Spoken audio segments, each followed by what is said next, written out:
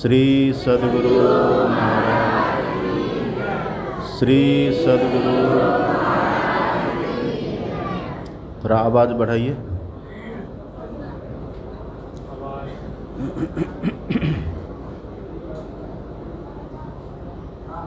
हमारे परम आदरणीय परम श्रद्धेय पूज्य स्वामी मनोज बाबा, अर्चनीय वंदनीय साधु समाज, परम आदरणीय सत्संग प्रेमी महानुभावों, पूजनीय माताओं तथा भक्तिमती बहनों, आज इस सत्संग और ध्यान शिविर का अंतिम दिन है और यह सत्संग अंतिम सत्संग है। इस सत्संग के बाद यहाँ सामूहिक भंडारा होगा, फिर यह कार्यक्रम समाप्त हो जाएगा। हम लोगों ने पाठ में सुना था, शिव अज शुक सनकादिक नारद, जे मुनि ब्रह्म विचार विशारद, सब कर मत खगनायक एहा, करिए राम पद पंकज नेहा। काकभूषुंडी जी कहते कि हे गरुड़ जी, जितने महापुरुष हैं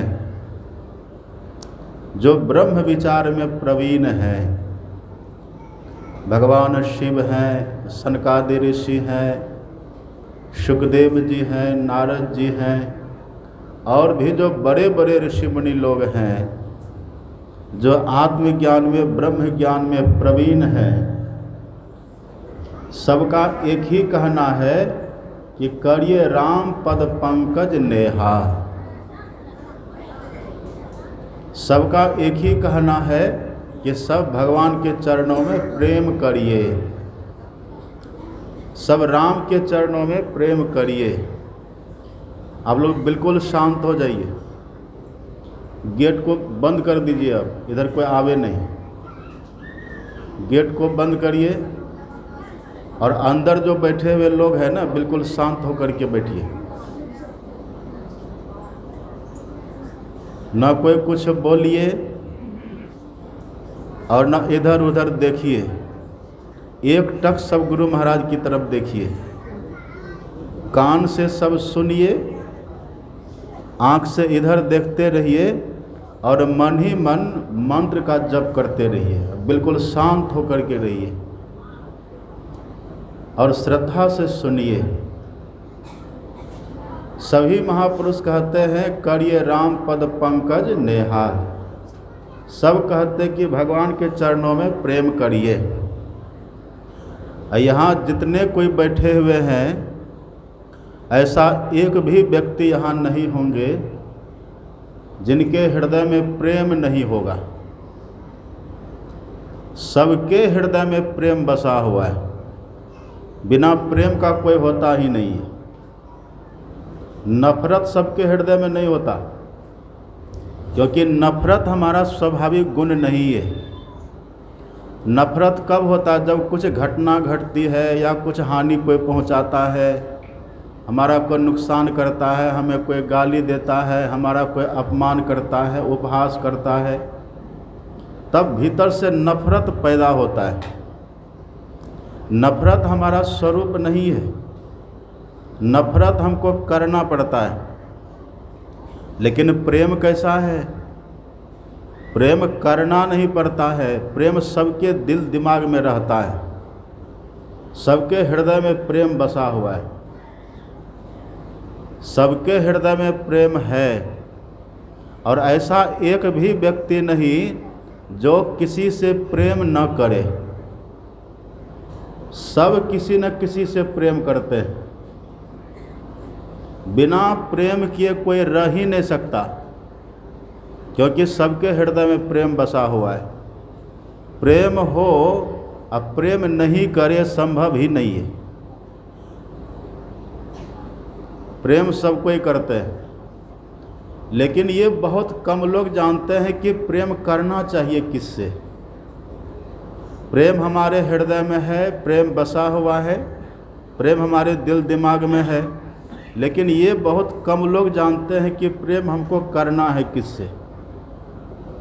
फिर प्रेम करना है किससे ये नहीं जानते, और प्रेम हमको करना है किस तरह से यह बात भी सब कोई नहीं जानते।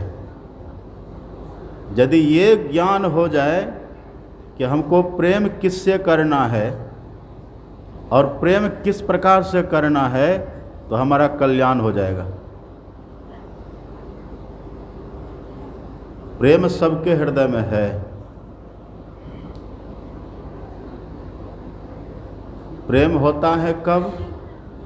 सबके हृदय में तो है, प्रेम सबके दिल दिमाग में है, लेकिन प्रेम हमारा प्रकट कब होता है? प्रेम हमारा प्रकट तब होता है जब किसी न किसी तरह से हमारे स्वार्थ की पूर्ति होती है, तब प्रेम प्रकट हो जाता है।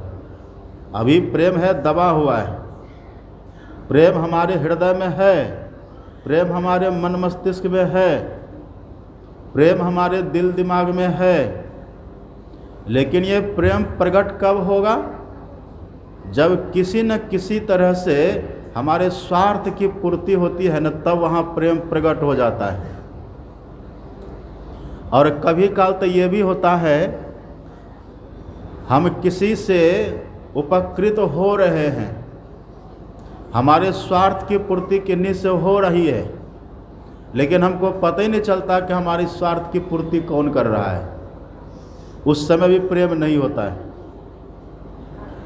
यदि ये पता चल जाए कि हमें किससे स्वार्थ की पूर्ति हो रही है, क्यों खड़ी है बीच में ही? लुखड़ी को क्या हो गया? जल्दी बैठिए, कोई खड़ा मत होइए। क्या कह रहे थे हम?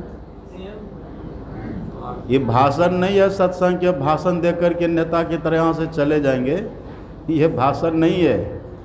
सत्संग को कहते हैं संवाद। संवाद में क्या होता है? कोई पूछता है और कोई उसका उत्तर देता है, तब न सत्संग होता है। पार्वती माता पूछती हैं और भगवान शिव उत्तर देते तो सत्संग हो गया। कहीं पर काकभुसुंडी जी पूछते हैं, गरुड़ जी पूछते हैं और काकभुसुंडी जी उत्तर देते तो सत्संग हो गया। कहीं पर परीक्षित पूछ रहे हैं और सुखदेव जी उत्तर दे रहे तो सत्संग हो गया। लेकिन यहाँ तो कोई हमसे पूछने वाला है नहीं, तो हम खुदे से प्रश्न भी करते हैं और खुदे से उत्तर भी देते हैं, और तब ये सत्संग चलता है। हम जो प्रश्न करते हैं न, तो आपसे हम हाँ कहवा लेते हैं, आपको पता नहीं चलता होगा, और तब उसका हम उत्तर देते हैं। और जब ध्यान से सुनिएगा ना, सब तरफ से मन को हटा करके एकाग्र होकर के शांत होकर के आप सुनेंगे, तब लाभ होगा। तो मैं कह रहा था, कभी काल ऐसा होता है कि किसी से हमारे स्वार्थ की पूर्ति हो रही होती है, लेकिन हमको पता नहीं चलता है। मान लीजिए किसी के घर में मान लीजिए अन्न की कमी है, घर में भोजन की व्यवस्था नहीं है, लेकिन उसके जो पड़ोसी है ना, बड़े दयालु है, उसके पड़ोसी बिना उसको कहे हुए, बिना उसको जानकारी दिए हुए चुपके से जाता उसके घर में खाने की व्यवस्था कर देता है। अब वो व्यक्ति खा तो लेता है, मन में आश्चर्य भी होता है, कर ये भोजन हमको किसने दिया? भोजन की व्यवस्था तो घर में थी नहीं, ये किसने भोजन की व्यवस्था कर दी? आश्चर्य होता है। लेकिन नहीं जानने के कारण उससे उसको कोई लगाव नहीं होता है। और यदि पता चल जाए कि वो जो फलाना व्यक्ति था ना, वो फलाना व्यक्ति आता था और चुपके से घर में भोजन रख करके चला जाता था, तो कहिए उनके प्रति प्रेम होगा कि नहीं? यही घटना थी माता सबरी के जीवन में। पीछे बैठिए आप लोग, पीछे बैठ जाइए वहीं। माता सबरी जो रहती थी ना जंगल में, माता सबरी जंगल में रहती थी। उस जंगल में बहुत से ऋषि मुनि लोग रहते थे और सभी मुनि महात्मा जंगल में रहे और लकड़ी बिन करके लाते थे और खुद से लकड़ी जला करके, चूल्हा जला करके तब भोजन बनाते थे, खाते थे।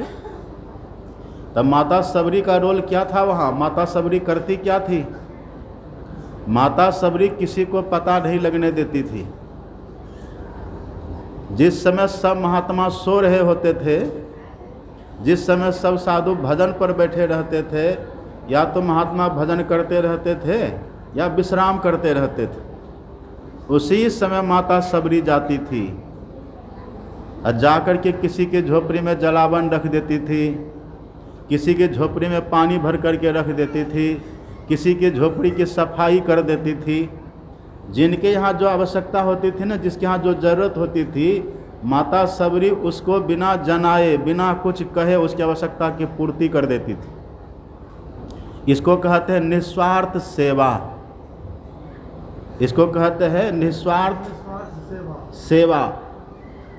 माता सबरी वही करती थी। इसका परिणाम क्या हुआ? साधु महात्मा को आश्चर्य होता था कि यहाँ हम लोग सोए रहते हैं, यहाँ भजन करते रहते, लेकिन जब उठते हैं जगते तो यहाँ देखते जलावन रखा हुआ है, बर्तन साफ सफाई करके रखा हुआ रहता है, चौका चुल्ली सब तैयार करके रखा रहता। आखिर ये करता कौन है? सबको आश्चर्य होता था, लेकिन पता किसी को नहीं चलता था। उसी में एक ऋषि थे जिनका नाम था मतंग ऋषि, महर्षि मतंग। आपने नाम सुना होगा, महर्षि मतंग। महर्षि मतंग रहते थे उसी जंगल में। महर्षि मतंग के मन में होता कि इसकी खोज करनी चाहिए, आखिर ये सेवा करने वाले हैं कौन? ये निस्वार्थ सेवा हम सबकी करने वाले आखिर हैं कौन? अभी थोड़े दिन पहले तो हमको खुद से बर्तन मांजना पड़ता था, खुद से हमको जलावन लाना पड़ता था, खुद से हमको सब व्यवस्था करनी पड़ती थी। लेकिन अभी ये कुछ दिन से ऐसा चमत्कार हो रहा है हम सोए रहते हैं या फिर हम भजन पर रहते, इधर सब काम हो जाता है। आखिर ये करने वाला है कौन? इसकी खोज करनी चाहिए, ये पता करना चाहिए कौन है। अब महर्षि मतंग आत्मोन्नति के शिखर पर पहुँचे हुए संत हैं। और आप जानते हैं संत कैसे होते हैं? संत जो होते हैं ना, संत की आंख बंद रहती है, सब कुछ देखते हैं। संत रहेंगे खोनही में और देखेंगे मधेपुरा में। संत की आंख बंद रहेगी और सब कुछ देखते रहेंगे। संत खर्राटा लेते रहेंगे और सबका हाल समाचार भी जानते रहेंगे। ऐसे होते हैं संत। मतंग ऋषि ऐसे ही थे। मतंग ऋषि आत्मोन्नति के शिखर पर पहुँचे हुए थे। वो भजन पर बैठते थे या फिर लेटे रहते थे, उनको सब पता चलता था कि कौन क्या कर रहा है। और सब जो महात्मा थे मतंग की तरह नहीं थे, मतंग अपनी स्थिति में थे। संत सो करके भी जगे रहते हैं। हमारे गुरु महाराज जी कुप्पा घाट में सब शरीर रहते थे ना पहले। हमारे गुरु महाराज का नियम था, जब भी सत्संग, जब भी 3 बजता था ना प्रतिदिन, तो 3 बजे प्रतिदिन वहाँ कुप्पा घाट में स्तुति होती थी, प्रार्थना होती थी और फिर ग्रंथ का पाठ होता था। तो ग्रंथ के पाठ में कभी रामायण का पाठ होता था, कभी सुख सागर का पाठ होता था, कभी वाल्मीकि रामायण का पाठ होता था, कभी योग वासिष्ठ का पाठ होता था। ये तमाम ग्रंथों का अदल बदल करके वहाँ पाठ होता रहता था। अब लोग बोल कह रहे हैं बीच में, जो बोले क्रिया दे दे। हम मुंह को बंद करके रखिए, घुन घुन भन भन मत करिए मक्खी की तरह। क्या कह रहे थे? हमारे सदगुरु महाराज आश्रम में रहते थे। जैसे 3 बजता था तो हमारे गुरु महाराज जी आसन पर विराज जाते थे, स्तुति विनती होती थी और ग्रंथ पाठ होता था। तो गुरु महाराज जी अति वृद्ध जब हो गए तो पलंग पर, जो वहाँ बगल में रखी रहती थी ना चौकी या पलंग, उस पर लेट जाते थे। और कोई शिष्य होते थे जो नीचे बैठ करके ग्रंथों का पाठ करके सुनाते रहते थे गुरु महाराज जी को, और गुरु महाराज जी लेटे लेटे सुनते रहते थे। तो एक बार क्या हुआ, कोई शिष्य थे, उनको गुरु महाराज जी बोले कि ये ग्रंथ पाठ करो। मोटी सी पुस्तक, जैसे योग वशिष्ठ बहुत मोटी है, वाल्मीकि रामायण 2 खंड में मोटी है, महाभारत है ना 5-6 खंड, 6 खंड में बड़ा मोटा है। तो ऐसे ऐसे मोटे मोटे ग्रंथों का वहाँ पाठ होता था। तो गुरु महाराज जी बोले कि बैठो और पाठ करो। वो पाठ करने लगे और गुरु महाराज जी वहीं पलंग पर लेट गए, चित लेटे हुए हैं और नीचे पाठ हो रहा है। इतने में क्या होता है, गुरु महाराज जी खर्राटा लेने लग गए। खर्राटा लेते हैं ना आप लोग, खर्राटा लेने लग गए। और खर्राटा लेने का मतलब क्या हुआ, गहरी नींद में चले गए। खर्राटा लोग कब लेते, जब बाहर से बेखबर हो जाते तब खर्राटा लेते हैं। और जैसे होश होता तो खर्राटा बंद हो जाता, ऑटोमेटिक सिस्टम है ये, है कि नहीं? कोई खर्राटा लिए हैं? खर्राटा लेने वाले को पता नहीं चलता है। यदि खर्राटा लेने वाले को खर्राटा का पता चले तो खर्राटा लेगा ही नहीं वो ये ऑटोमेटिक है। खर्राटा का पता चला तो खर्राटा बंद। और खर्राटा का मतलब ये हुआ कि बाहर से बेखबर हो गए, यही होता है ना। तो हमारे गुरु महाराज जी पलंग पर लेटे हुए हैं और नीचे पाठ हो रहा है। बस धीरे धीरे गुरु महाराज जी खर्राटा लेने लग गए। तो जो पाठ कर रहे थे उनके मन में हो गया कि गुरु महाराज जी बेखबर हो गए, मतलब ये गहरी नींद में सो गए। और खर्राटा में न तो सपना अवस्था होती है और जागृत अवस्था तो होती ही नहीं, गहरी नींद में प्राय खर्राटा लोग लेते हैं। तो उनके मन में हुआ कि गुरु महाराज तब गहरी नींद में सो गए और यहाँ कोई दूसरा है भी नहीं, ये पाठ हम किसको सुनाएंगे अब। तो किताब को समेट करके, जैसे पुस्तक जो फैली थी ना पाठ कर रहे थे, तब पुस्तक को समेट करके ढक करके रखे। जैसे पुस्तक को समेटे ढके, गुरु महाराज जी तुरंत आँख खोल दिए। और गुरु महाराज जी कहते रे पाठ करना छोड़ दिया, पाठ कहे करना छोड़ दिया। तब पाठ करने वाले कहते सरकार कुछ सुनने वाले होते तब तो पाठ करते। तो गुरु महाराज जी कहते मैं सुन रहा था ना। नहीं सरकार आप तो सो गए थे। अरे नहीं नहीं मैं सुन रहा था, पाठ करो। वो पाठ करने वाले कहते सरकार आप तो खर्राटा ले रहे थे, आप खर्राटा ले रहे थे, आप बेखबर हो गए थे, गहरी नींद में थे, तो पाठ करना बेकार लगा तो मैंने बंद कर दिया। गुरु महाराज जी कहते नहीं जी मैं सब सुन रहा था, पाठ करो। अब देखिए गुरु महाराज जी क्या कहते हैं। गुरु महाराज जी ने कहा जहाँ से पाठ करना छोड़ा था वहीं से पाठ करो। पेंच लगा दिए जहाँ से पाठ करना तुम छोड़ा था ना वहीं से पाठ करो। अब वो बेचारे पाठ करने वाले तो चिन्ह लगाए नहीं थे, पन्ना को मोड़े नहीं थे, कोई चिन्ह दिए नहीं थे कि यहाँ से पाठ कर रहे थे अब बंद कर दे, यहाँ पर चिन्ह लगा दें। अब मोटी पुस्तक थी, ऐसे पलट करके बंद कर दिया। और गुरु महाराज जब कह रहे कि जहाँ से पाठ करना छोड़ा था वहीं से पाठ करो। अब वो बेचारे उतनी मोटी पुस्तक, अब वो पेज खोज रहे, वो पैराग्राफ खोज रहे हैं कि कहाँ छोड़े थे हम पाठ करना। कभी पन्ना को इधर उल्टावे, कभी पन्ना को उधर उल्टावे, अब वो पन्ना वो पेज मिले ही नहीं। 1 मिनट हुआ 2 मिनट हुआ, उल्टाते पलटाते उनको पन्ना वो पेज मिले ही नहीं। बेचारे परेशान, अब कहीं से पढ़ेंगे भी कैसे, क्योंकि गुरु महाराज का आदेश है कि जहाँ से पाठ करना छोड़ा था, जहाँ से पढ़ना छोड़ा था वहीं से पढ़ो, शर्त लगा दिए हैं। बेचारे कुछ मिनट तक वो खोजते खोजते परेशान हो गए। और जब खोजते खोजते परेशान हो गए तब गुरु महाराज जी कहते एक काम करो, फलाना पेज निकालो और फलाना पैराग्राफ निकालो।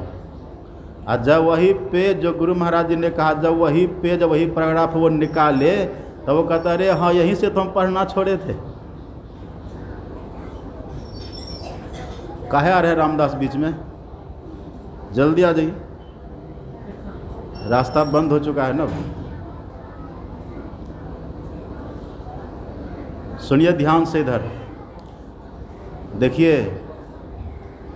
एक बात सुन लीजिए। यहाँ जितना बैठे हुए हैं ना आप लोग, एक टक सब इधर देखते रहिए, मेरी तरफ। इधर सब देखिए, जहाँ तहाँ झांकिए मत कौन किधर जा रहा आ रहा है। जब इधर देखिएगा ना,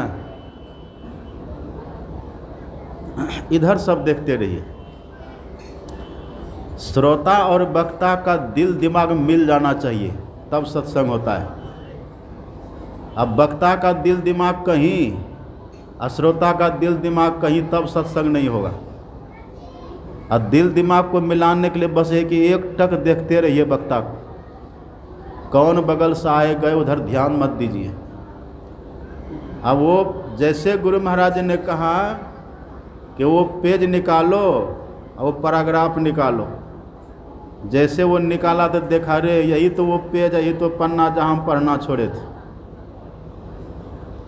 अब देखिए, जो आँख खोल करके पढ़ रहा था वो पेज और पैराग्राफ सब भूल गया है, और जो आँख बंद करके खर्राटा ले रहे थे उनको पेज भी याद है, पैराग्राफ भी याद है। तो किसको जगा हुआ कहिएगा? असली जगा हुआ कौन हुआ? जो आँख खोल करके पढ़ रहे थे वो हुआ, ये जो खर्राटा ले रहे थे वो हुआ? कौन हुआ असली जगह हुआ? इसका मतलब ये नहीं कि आप भी खर्राटा लेने लगिए, कहिए कि हम भी सुन रहे हैं। एक जगह सत्संग ऐसे कर रहे थे, एक बूढ़ी माता जी आगे बैठी हुई, अब हम जैसे बोलना शुरू करें तो झपकी लेने लगे। तो हम पूछे कि माता जी सो रहे हैं? नहीं बाबा नहीं सो रहे। अब फिर हम जैसे बोलना करें 2-3 मिनट हो, फिर वो झपकी लेने लगे। फिर हम पूछे माता जी सो रहे हैं? माता जी सोते हैं? नहीं। फिर हम बोलना शुरू करें, फिर वो बस झपकी लेना शुरू करें, माता जी सो रहे हैं? नहीं। फिर हम बोलना शुरू किए, वो सोना शुरू किया, हम बोले कि माता जी जीवित है? नहीं। उसमें भी नहीं बोल दिया। तो सबके लिए बात नहीं है। जो संत होते वो सो करके भी जगे हुए होते। संत तुलसीदास जी लिखते हैं, आप पढ़िएगा विनय पत्रिका में। संत तुलसीदास जी लिखते हैं, सकल दृश्य निज उदर मेली, सोवई निद्रा तजी जोगी, आ सोई हरिपद अनुभवई परम सुख अतिशय द्वैत वियोगी। संत कैसे सोते हैं? संत संपूर्ण सृष्टि को अपने अंदर घुसा करके तब सो जाते हैं, और सबको भीतर में देखते रहते कौन क्या कर रहा है। खर्राटा ले रहे हैं पर देख रहे हैं सबको। वही थे मतंग ऋषि। मतंग ऋषि खर्राटा ले रहे हैं, सो रहे हैं, या भजन पर बैठ करके समाधि लगा रहे हैं। अब माता सबरी आती थी या सेवा करके चली जाती थी, और किसी को पता नहीं चला, पर मतंग ऋषि को पता चला ये सबरी का काम है। तब मतंग ऋषि ने सबरी माँ को बुलाया। सबरी को बुला करके कहा कि बेटी तुम यहीं मेरे कुटिया में रहो, तुम यहीं रहो, और तुमको हम सब व्यवस्था देंगे। पंखा को बंद करिए, हल्ला कर रहे हैं। हम तुमको सब व्यवस्था देंगे, इसलिए तुम यहीं रहो, और यहीं रह करके भजन करो। लेकिन और सब महात्मा इस बात को जान सके? और सब महात्मा को पता नहीं चला। इसी तरह से अभी जो आप लोग यहाँ पर बैठे हुए हैं, आपको पता है कोई छुप करके आपका उपकार कर रहा है, लेकिन आप उससे प्रेम नहीं कर रहे। ऐसा कोई एक है जो आपको दिखते नहीं हैं, लेकिन प्रतिदिन आपके हित के लिए काम कर रहे हैं। वो कौन है? जिनको आप देख नहीं रहे हैं, लेकिन रात दिन आपकी सेवा में लगे हुए हैं, रात दिन आपका उपकार कर रहे हैं। रात दिन आपका भला कर रहे हैं, रात दिन आपके स्वार्थ की पूर्ति कर रहे, ऐसा कोई एक है, लेकिन आप उनको नहीं जानते हैं, इसीलिए आप उनसे प्रेम नहीं कर पा रहे हैं। एक बात आप बताइए, आपके घर में बल्ब जलता है कि नहीं? बल्ब जलता है, रात को बल्ब जलाते हैं ना, उसका बिल देना पड़ता है कि नहीं? देना पड़ता है ना बिल। आपके घर में पंखा चलता है, तब पंखा जो चलता है, बल्ब जो जलता है, ये सब का तो बिल आता होगा। आप बिल भरते हैं कि नहीं? और यदि आप पंखा चलाते रहिए, बल्ब को जलाते रहिए और कभी बिल को भरिए ही नहीं, तब क्या होगा? तब ये होगा कि सबसे पहले तो आपका कनेक्शन काट दिया जाएगा, और दूसरी बात क्या होगी, आपको एक पर्चा आएगा, उस पर्चा पर लिखा होगा कि आपको इतना 1000 रुपया जमा करना हैगा कि नहीं? आप जमा करिए, और अंतिम तिथि भी लिख देगा उसमें, अंतिम तिथि तक जमा करिए। और यदि अंतिम तिथि तक जमा नहीं करिएगा तब उस पर आपको फाइन जुड़ता चला जाएगा, और यदि तब भी जमा नहीं करिएगा तब क्या होगा? तब आप अरेस्ट कर लिए जाएंगे, आपको सरकार पकड़ करके और ले जा कर के जेल में बंद कर देगी। सुन रहे बात? रात में थोड़ी देर तक आप बल्ब जलाए, पंखा चलाए और उसका बिल नहीं दिए तो आपको जेल जाना पड़ रहा है, आपको उसका पैसा भरना पड़ता, बिल भरना पड़ता है, भरना पड़ता है कि नहीं? अब कोरोना में देखे ना क्या हो रहा था। कोरोना में जिसको कोरोना पकड़ लेता था तो डॉक्टर क्या कहते थे? इसको ऑक्सीजन लगेगा। क्यों कहता था डॉक्टर? क्योंकि उसको श्वास लेने में दिक्कत होती थी, श्वास लेना चाहते थे पर ऑक्सीजन नहीं मिलती थी, ऑक्सीजन नहीं मिलने के कारण वो श्वास नहीं ले पाते थे। तो डॉक्टर कहते थे कि इसके लिए आपको ऑक्सीजन का सिलेंडर खरीदना होगा, सिलेंडर लेना होगा। देखिए बूढ़ी सब कैसे गप कर रही है, का घुसुंडी गरुड़ी संवाद। ये चश्मा वाली माताजी शांति से नहीं बैठ सकती है? शांत होकर बैठिए, हल्ला मत करिए। यहाँ जगह कम है, लोग ज़्यादा हो गए। ये तो अच्छा है कि कल वर्षा हो गई, नहीं तो और जगह नहीं मिलती यहाँ। क्या कह रहे थे हम? देखे ना, ऑक्सीजन लगता था कि ना, सिलेंडर लगता था ना, कितना कितना पैसा भरना पड़ता था। और जो पैसा नहीं भरता था ना, तो सिलेंडर के बिना, ऑक्सीजन के बिना मर जाता था। कितना मर गया, लाखों लोग मरे कि नहीं? पूरे संसार में करोड़ों लोग मरे कि नहीं? ऑक्सीजन के अभाव में, पैसा नहीं रहने के कारण जो नहीं खरीद पाया, लाखों करोड़ों लोग मर गया। और सच सच बताइएगा, अभी जो आप बैठे हुए हैं, ऑक्सीजन ले रहे हैं कि नहीं? श्वास ले रहे हैं ना? ये सिलेंडर किसका काम कर रहा है अभी? ये ऑक्सीजन आपको कौन दे रहा है? वो देने वाले कोई हैं, उपकार आपका हो रहा है, लेकिन आप बेखबर हैं। और यदि एक बार थोड़ा श्वास को रोक दे वो, तो जिंदा रहिएगा? कल्पना करिए, अभी आप यहाँ पर बैठे हुए हैं, एक बल्ब देखिए जल रहा है यहाँ पर, इसका बिल आ जाएगा। यहाँ तो बल्ब जल रहा है, बाहर में कुछ जल रहा है, बाहर में रोशनी हो रही है कि नहीं? बाहर में प्रकाश हो रहा है ना? वो प्रकाश किसका है? वो बाहर में किसका प्रकाश हो रहा है? वो जो प्रकाश बाहर में हो रहा है, इस प्रकाश का तो आपको बिल देना पड़ेगा। अब बाहर जो प्रकाश हो रहा है, वो प्रकाश भी किसी का है। वो प्रकाश किसका है?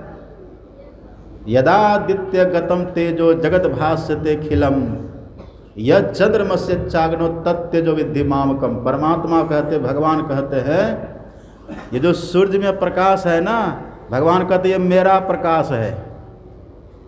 ये किसका प्रकाश है? भगवान कहते मेरा प्रकाश है।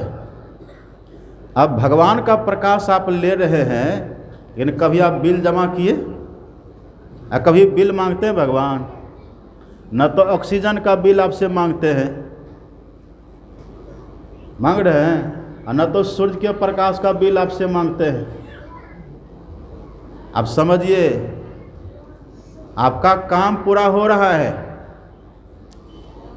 एक बात और आप जानते हैं, जिस दिन भगवान आपका श्वास रोक देंगे न, वो दिन ऑक्सीजन का सिलेंडर भी काम नहीं करेगा। जानते हैं इस बात को? इस बात का पता चला था सिकंदर को। बादशाह सिकंदर, नाम सुने हैं ना? देखिए मछली बाजार बना दी।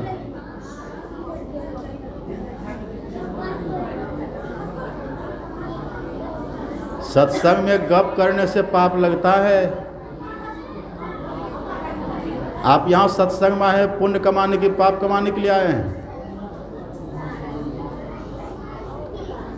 सत्संग में आइए तो थोड़ा फेविक्विक साथ में लेकर के आइए, मुंह में लगा लीजिए फेविकॉल। एक वकील साहब रहते थे, एक वकील साहब थे ना, तो वकील साहब जब भी कचहरी से आते थे वकालत करके, तो उनकी जो पत्नी थी वो जा कर के आगे उसका सम्मान करे, उससे कुछ बोले, उनका समाचार जाने, कहिए पतिदेव ठीक रहा ना आज? हाँ देवी ठीक रहा, आइए भोजन करिए, भोजन कराती थी। एक दिन क्या हुआ, वकील साहब उधर से आए, लेकिन वकील साहब के जो पत्नी थे ना वो नहीं जाते हैं मिलने के लिए, उसका लड़का जाता है मिलने के लिए। लड़का से वकील साहब पूछते करे, बेटा तुम आए हो, तुम्हारी मम्मी कहाँ है? कहा कि पापा मम्मी तो घर में ही है। आज वो कुछ बोल नहीं रही है। कहा कि पापा मुझसे कुछ भूल हो गई है। कहा क्या हो गई? लड़का कहता कि पापा मम्मी अभी देखिए ना, वो श्रृंगार कर रही थी, और श्रृंगार करते करते सब कुछ लगा लिया, और अभी कुछ अंधेरा भी हो गया, तो उधर कमरा में रखा था वो,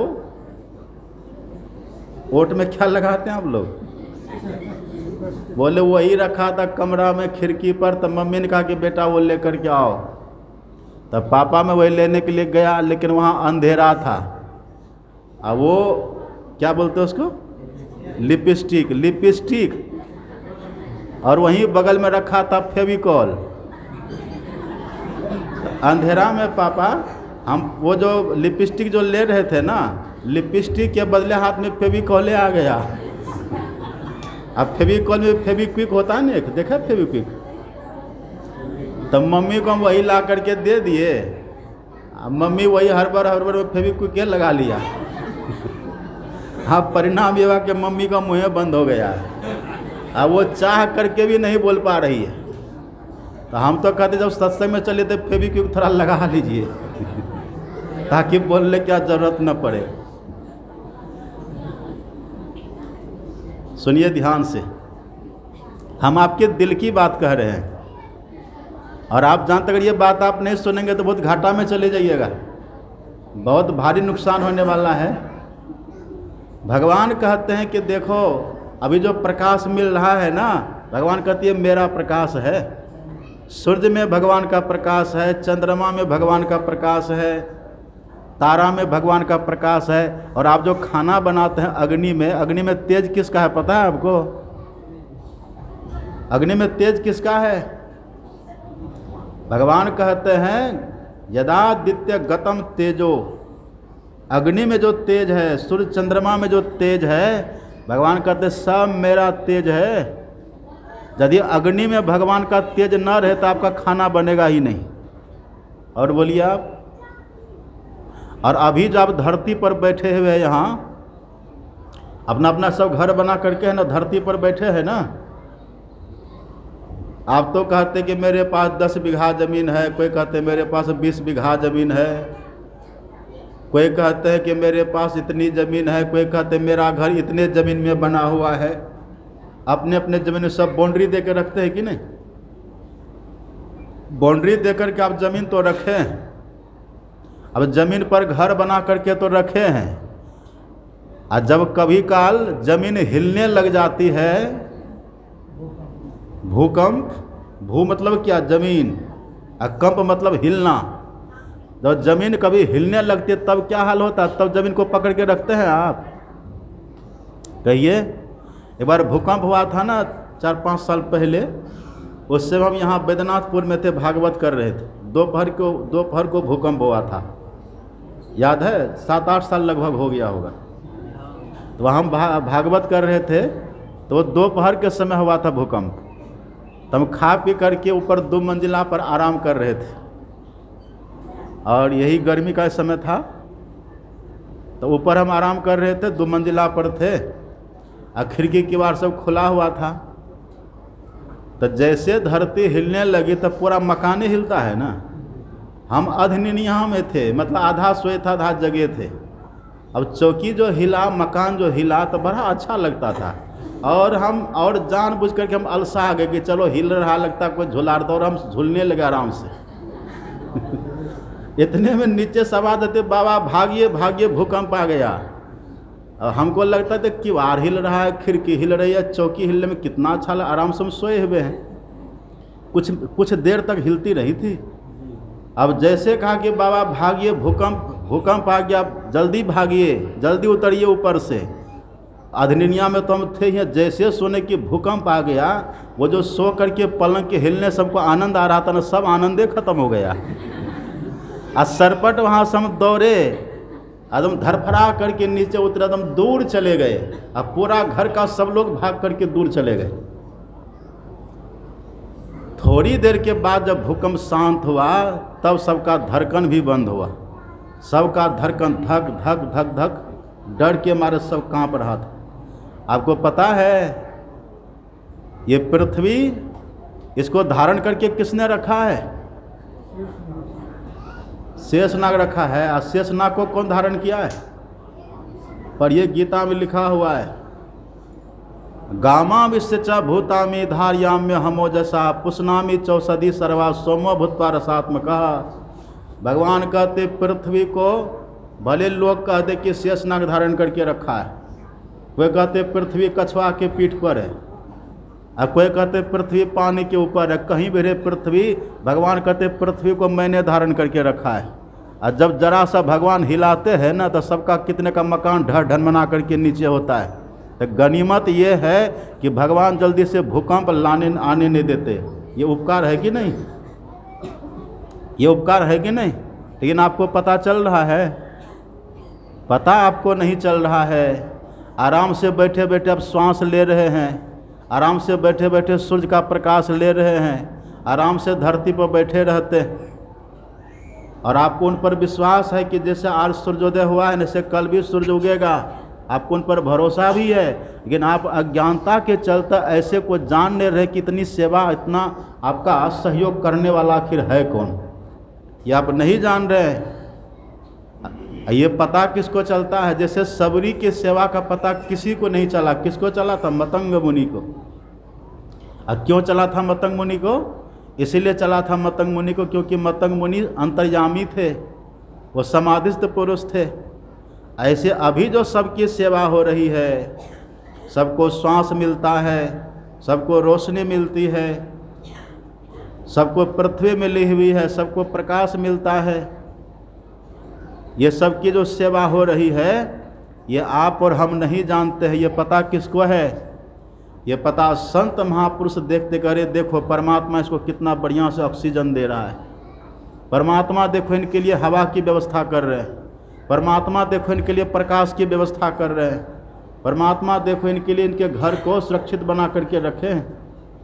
एक बात आप बताइए, अभी तो आप जगे हुए हैं, और जब आप सो जाते तब आपकी रक्षा कौन करता है? अभी तो आप जगे हुए हैं, अपने से अपनी रक्षा आप कर लेते हैं। और जिस समय आप सोते हैं, गहरी नींद में बेहोश होकर के जिस समय आप सोते तो उस समय आपकी रक्षा कौन करता है? जानते हैं आप? आपको पता नहीं है। वही है ईश्वर। ईश्वर कहीं बहुत दूर नहीं रहते हैं। ईश्वर हम सबके साथ हैं, लेकिन हम सब उनको देख नहीं पा रहे, जान नहीं पा रहे। वही अभी पाठ में सुन रहे थे ना, सभी ऋषि मुनि लोग कहते इतना जो उपकार करने वाले ईश्वर है जो आपके संग में रह कर के आपकी सेवा करते हैं, आपको ऑक्सीजन देते हैं, प्रकाश देते हैं, आपकी रक्षा करते हैं। एक बात आप बताइए, आप जानते हैं माँ के पेट में आप कहाँ पर रहते थे? माँ के पेट में आप वहीं रहते थे जहाँ भोजन जो करते हैं ना आप, ये भोजन जहाँ जा कर के पचता है, गलता है, सड़ता है ना, वहीं पर आप पड़े हुए थे। वहाँ कौन बचाया आपको? कभी आपने सोचा? जहाँ कितना टन अन्न जा कर के सरगल करके पच करके विष्ठा बन गया, उसी जगह पर आप 9 महीना तक पड़े रहे, उसी स्थान पर आप 9 महीना तक पड़े रहे। आप कैसे पड़े रहे वहाँ? अपने सब वहाँ पर बच गए? कोई बचाने वाले थे आपको वहाँ तब बचे। कौन थे बचाने वाले? रन बन व्याधि विपत्ति में वृथा डरहु जनि कोय, जो सहाय जननी जठर सो प्रभु गयो कि सोय। जो जननी के जठर, जठर समझते हैं आप? जठर, जठर में एक अग्नि होती है जिसको कहते हैं जठराग्नि। और जठराग्नि कैसी होती है? एक आप चना लीजिए हाथ में, एक चना आप खा लीजिए, जैसे वो चना जठर में जाएगी वहाँ पर अग्नि जलने लगती है, वही अग्नि उसको पचाती है ना। ये बात उसको कहते हैं जठराग्नि, उसको कहते हैं जठर अग्नि।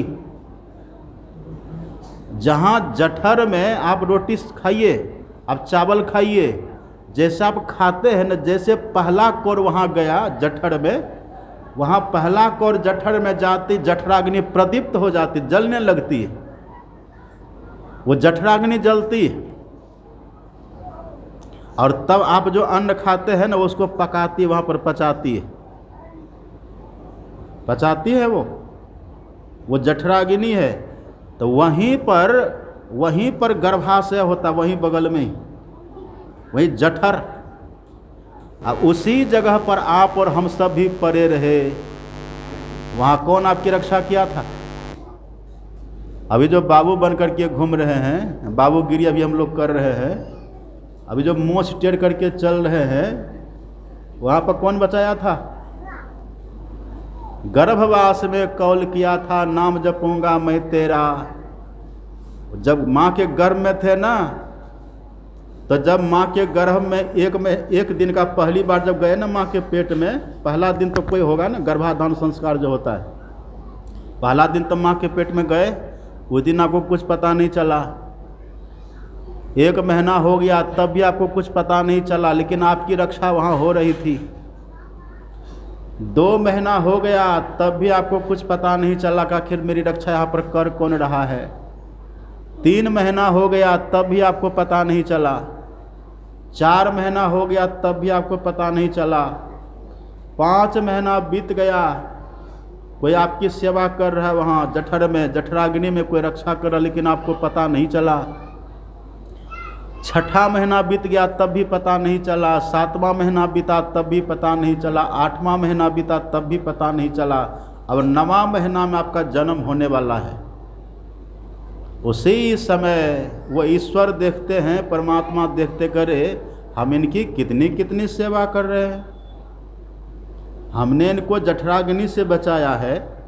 माँ के पेट में जो मल होता है, मल विष्ठा का कीड़ा, वो बच्चा को काटता है, उससे कष्ट होता है, उससे भगवान बचाते हैं।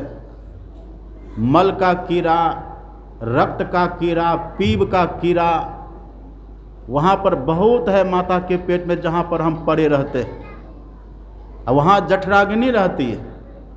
इससे भगवान हमारी रक्षा करते। भगवान देखते कि 8 महीना इसको बीत गया, अब इसका जन्म होने वाला है, लेकिन ये यहाँ कुछ समझ ही नहीं पाया।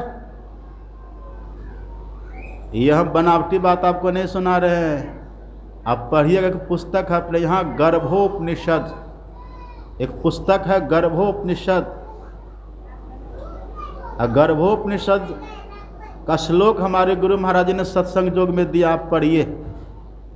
उस उपनिषद में लिखा हुआ है, अथ नवमी मासे सर्वलक्षण ज्ञान कर्ण संपूर्णो भवति पूर्व जातम स्मरति शुभा शुभम कर्म च बिंदति। जब वहाँ माँ के पेट में 9 महीना बच्चा को होता है ना, तब भगवान कहते इसकी हमने कितनी रक्षा की। एक तो 84 लाख में था, कीड़ा मकोड़ा बना हुआ था। ये कीड़ा मकोड़ा बन करके कितना दुखी हो रहा था, ये पेड़ पौधा बन करके कितना दुखी हो रहा था, कहाँ जलचर थलचर नभचर बन करके दुखी हो रहा था। इसको तो उधर से मैंने निकाला, 84 लाख से इसको मैंने निकाल करके अब मनुष्य के पेट में दिया है, मनुष्य शरीर इसको मैंने दिया है। इसको ये भी पता नहीं चला, ये भी पता नहीं चला। अब भगवान कहते इसकी रक्षा करते करते 8 महीना मुझे बीत गया, तब भी इसको पता नहीं चला। 9वां महीना में भगवान सोचते हैं कि चलो एक बार इसको हम दिव्य दृष्टि देते हैं। देखिए, इस आंख से आप भगवान को नहीं देख पाइएगा, है ना। दिव्य दृष्टि वो अलग चीज़ है, और इस आंख से न तो आप भगवान को देख पाइएगा और न तो इस आंख से आप भूतकाल को देख पाइएगा। देख पाइएगा भविष्य में क्या हुआ देख पाइएगा इस आंख से, भूतकाल में क्या हुआ देख पाइएगा। अब भविष्य में क्या होने वाला वो देख पाइएगा, न तो भविष्य को देख पाइएगा न तो भूतकाल को देख पाइएगा। बस यह सामने जो इसी को देख रहे हैं। अब पीछे देख पाइएगा, पीछे क्या हो रहा है वो भी नहीं देख पाइएगा। थोड़ा सा ज्ञान है हमारे पास। तब भगवान क्या करते हैं, वहाँ कृपा करके एक बार कहते कि चलो इसको यदि हम कहेंगे तो विश्वास नहीं करेगा। अब यहाँ इतना आप लोग बैठे हुए हैं ना, ये जो हम जो बोल रहे हैं बहुत कमियों को विश्वास हो रहा है। कहते बाबा ऐसे बकबका रहा है, हम ऐसे बकबका रहे हैं। ऐसे बहुत कम बड़भागी हैं, भाग्यशाली है जिसको विश्वास हो रहा है कि नहीं बाबा सही बात बोल रहे हैं। ऐसे बहुत कम बड़भागी है जिसको होता है कि नहीं बाबा ठीक बोल रहे हैं, बाबा हमारे काम की बात बोल रहे हैं। वहाँ पर भगवान ने देखा कि यदि इसको हम कुछ कहेंगे न तो ये नहीं मानेगा। तब क्या करते वहाँ भगवान वहाँ कृपा करके उस जीव को थोड़ी देर के लिए, कुछ देर के लिए दिव्य दृष्टि देते हैं। थोड़ी देर के लिए दिव्य दृष्टि। और जैसे उस बच्चा को माँ के पेट में दिव्य दृष्टि देते हैं, तब वो बच्चा देखता, अरे हम तो पहले कीड़ा बने हुए थे, हम तो पहले पैखाना के बिष्ठा के कीड़ा बने हुए थे। ये तो देखो, ये परमात्मा देखो हमको वहाँ से निकाल रहे हैं। जैसे कोई व्यक्ति गंदी नाला में गिर जाए, गंदा पानी में कोई व्यक्ति गिरे तो गिरने वाले को अच्छा लगेगा?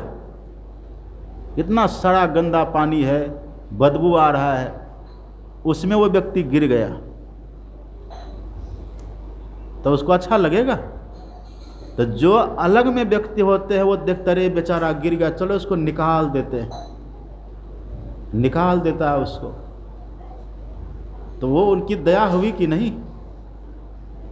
लेकिन यदि गिरने वाला नशा में हो तब पता चलेगा।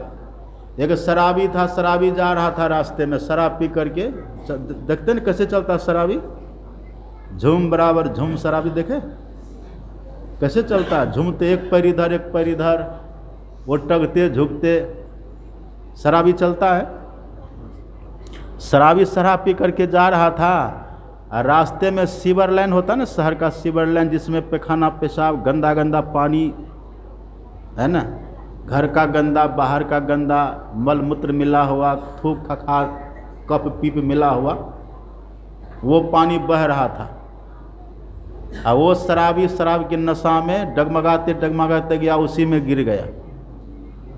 अब उसी में गिरा, नशा में था, अब गिरा तो समझिए क्या हुआ होगा। उसको हलवा पूरी बिना परिश्रम एक वहाँ गप गप खा रहा होगा कि नहीं। उसी में गिरा। एक व्यक्ति बाहर से देख रहा था, अरे बेचारा देखो उसमें गिर गया, गिरा तो डूब गया उसमें, लेकिन उसका बाल ऊपर में तैर रहा था, तो बाल उसका पकड़ा और खींच करके उसको बाहर कर दिया।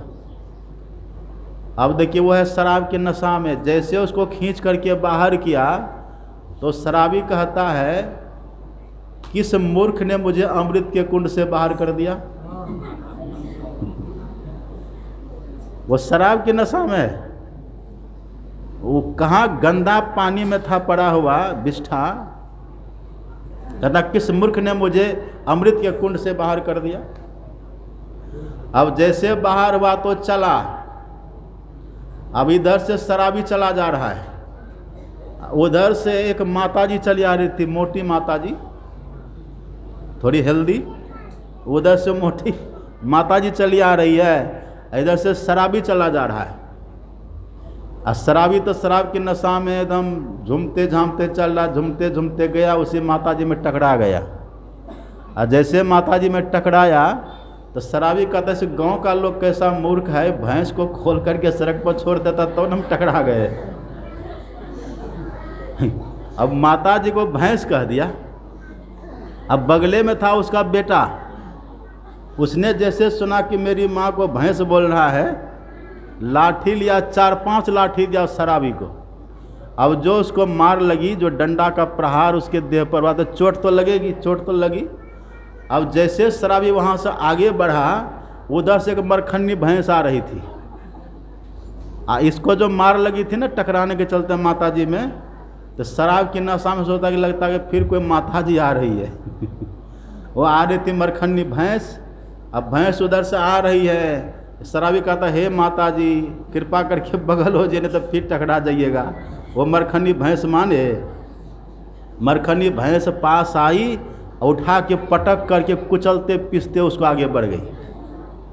तो नशा में ये होता है ना, जैसे उस शराबी को ये पता नहीं था कि किसी ने मुझे गंदी नाले में गिरने से बचा लिया, अथवा गिरा हुआ था तो उससे निकाल दिया, ये उसको पता नहीं चलता है क्योंकि वो शराब के नशा में है। उसी तरह से आप और हम भी विष्ठा के कीड़ा बने हुए थे, पैखाना के भीतर रहते थे, आपको पता नहीं है। मल मूत्र के कीड़ा हम बने हुए थे, और वहाँ से परमात्मा हमको निकाल करके इस मानव के देह में दे दिया, लेकिन हम इसीलिए नहीं जान पाए क्योंकि हम भी शराब पी लिए थे। कौन शराब पी लिए थे? पित्वा मोहमयी मदिरा, ये मोह का मदिरा हम पी लिए, अज्ञानता की मदिरा हम पी लिए, अविवेक का, अज्ञान का ये शराब हम पी लिए। इसी शराब पीने के कारण परमात्मा ने जो हमको निकाला उधर से हम देख ही नहीं पाते।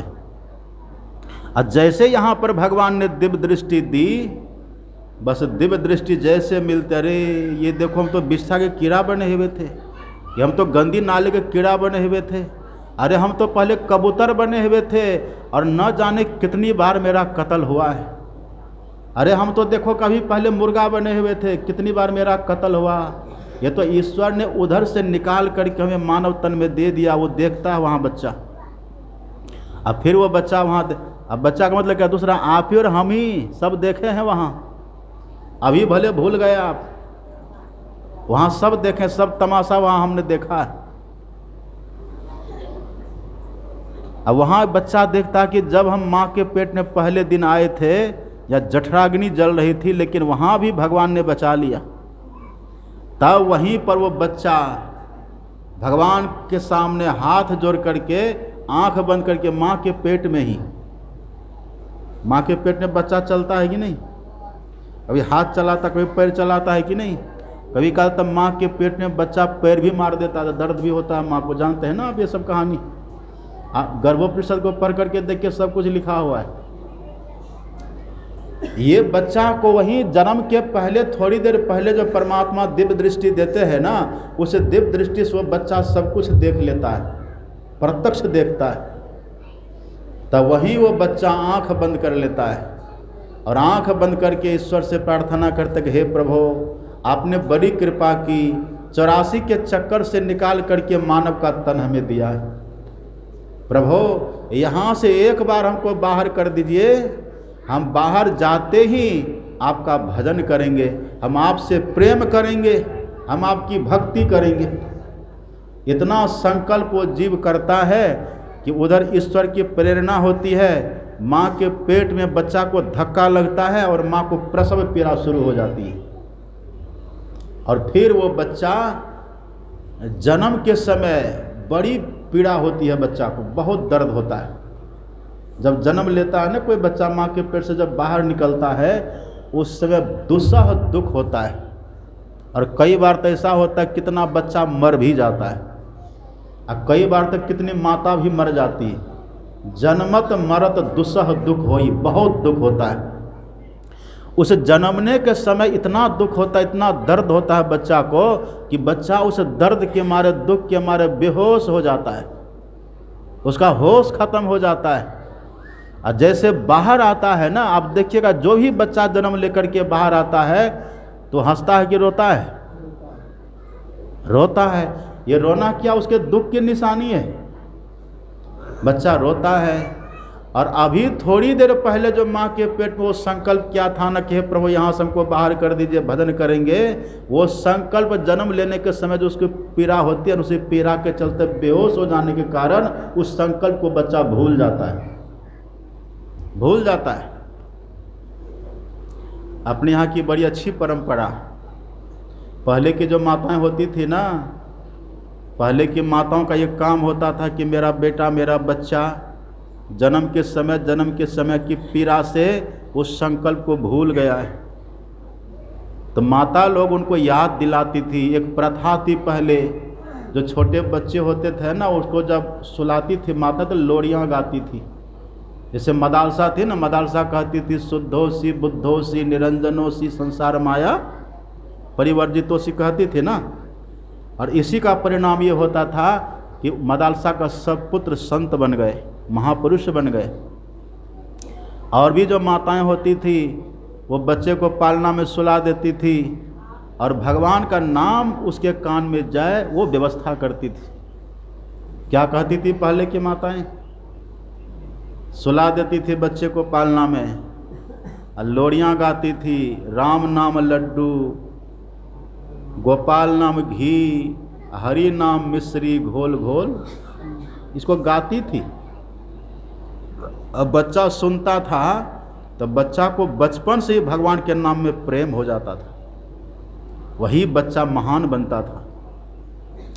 राम नाम लड्डू, लड्डू भी है भगवान का नाम, राम नाम लड्डू, गोपाल नाम घी, घी है भगवान का नाम, हरि नाम मिश्री, मिश्री भी है भगवान का नाम, घोल घोल पी, इसको पीजिए, मतलब भगवान का नाम लीजिए, क्योंकि उन्होंने रक्षा करी है आपकी माँ के पेट में, दूसरा कोई रक्षा करने वाले नहीं है उनके सिवा।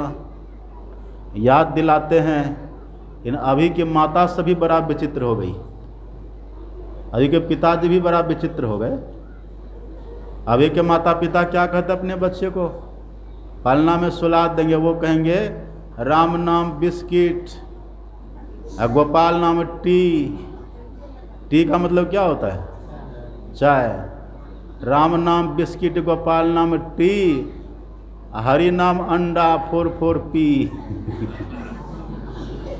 हाँ, वही जो बच्चा होता बाद में माता पिता का माथा फोड़ता है।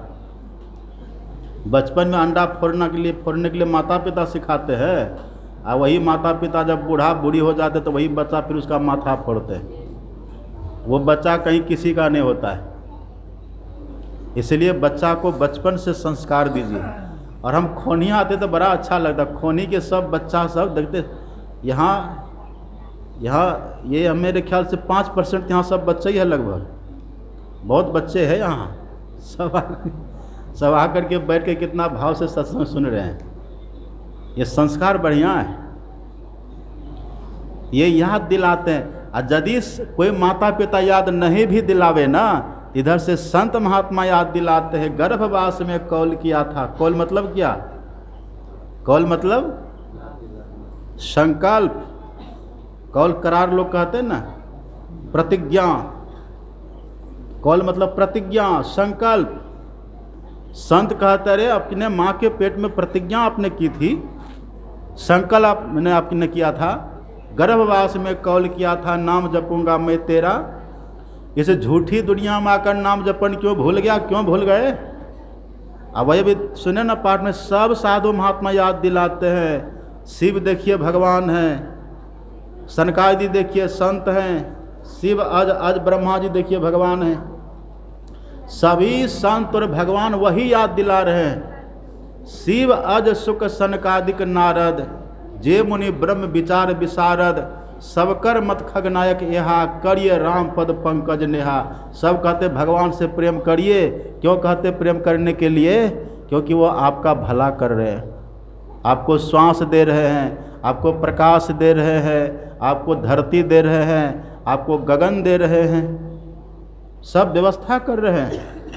उन्होंने माँ के पेट में आपकी रक्षा करी है। और जब आप सो जाते हैं ना, पलटू सोवे मगन में साहिब चौकीदार, वो चौकीदार बनकर के आपकी रक्षा करते हैं। ये भी तो देखिए, जो सहाय जननी जठर, जो माँ के पेट में आपकी रक्षा किए, तो वही तो ईश्वर भगवान हैं। उनसे हम प्रेम नहीं करें तो समझ हम कितने बड़े कृतघ्नी हैं। अच्छा, प्रेम हम क्यों करें उनसे? प्रेम करने का उद्देश्य क्या है? एक तो ये उद्देश्य है कि आप कृतज्ञ बनिए, कृतज्ञ बनिए। कृतघ्नी नहीं बनना चाहिए, कृतज्ञ बनिए। कृतज्ञ हमें बनना चाहिए। यहाँ गांव घर में एक पर्व होता है, और रात के समय बूढ़ी सब बच्चे के हाथ में देती है तिल। और कौन पर्व होता है वो? तिला संक्रांति। और शाम के समय देती है बूढ़ी माता सब बच्चे को हाथ में। अब बच्चे से कहते, कहो हम तिल तिल बहेंगे। कौन पर्व है वो? उसी में होता है। तिल देती है माताएं सब, कहते कहो तिल तिल हम बहेंगे। इसका मतलब क्या हुआ? इसका मतलब वो माताएं ये कहती है कि हम जो तुमको इतना इतना सेवा कर रहे, खिला पिला रहे, पाल पोस करके बड़ा कर रहे हैं ना, इसी तरह से तिल तिल का हिसाब देना हमको, बदले में सेवा करना, बुढ़ापा जब हम हो जाएंगे तब। ये पर्व है अपने यहाँ। और तब भी सब सेवा करते हैं? तब भी सेवा नहीं करते। हम दो, हमारे दो, काशी माता पिता, काशी हरिद्वार जो, सबको साइड कर देते हैं, कोई सेवा नहीं करते।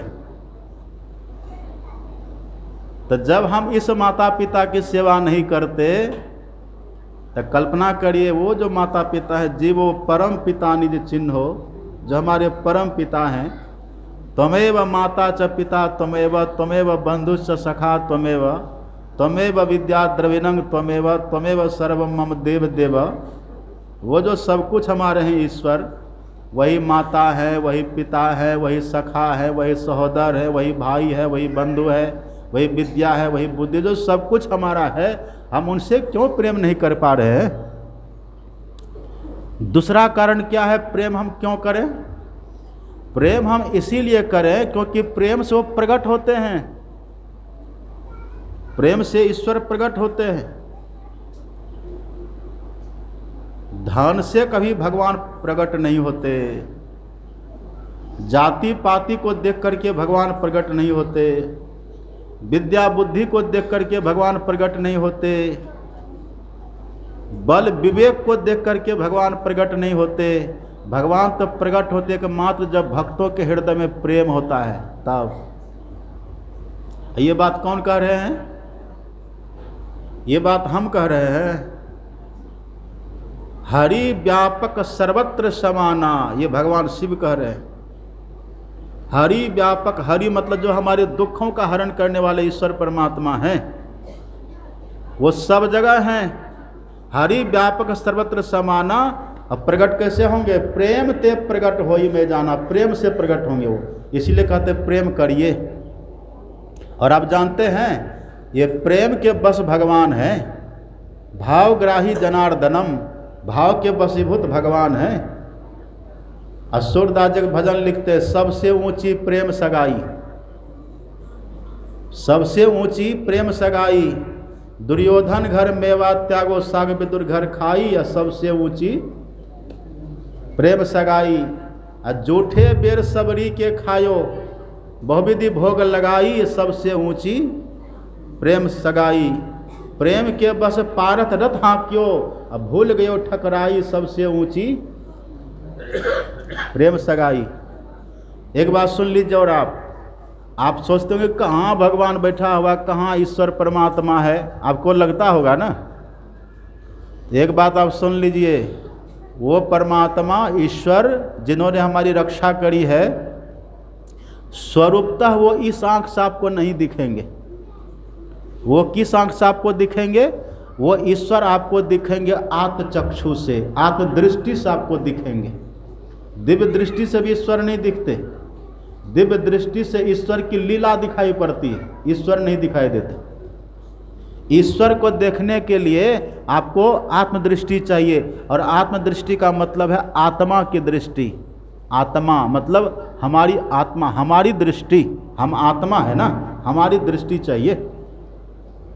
लेकिन अभी वो दृष्टि हमारे पास नहीं है। ये कौन सी दृष्टि है? ये इसको बोलते हैं स्थूल दृष्टि, इसी को बोलते हैं चर्म चक्षु। इससे नहीं दिखेंगे भगवान। एक होती है स्वप्न की दृष्टि, सपना में कुछ दिखाई पड़ता है कि नहीं, उससे भी नहीं दिखेंगे भगवान।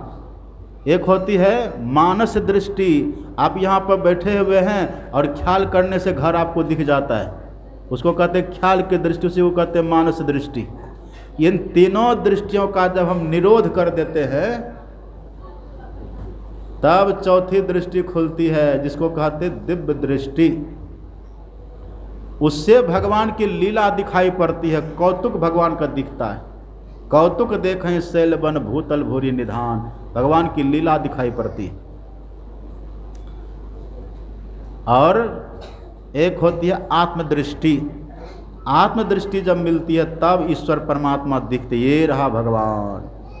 और जिस समय आपको आत्मदृष्टि खुलेगी ना, उस समय संसार ये नहीं दिखेगा आपको। तब क्या दिखेगा आपको? ये पूरा संसार ईश्वर में दिखेगा। जड़ चेतन जग जीव जता सकल राम में जान, अब बंदों तिनके पद कमल सदा जोरी जुग पान।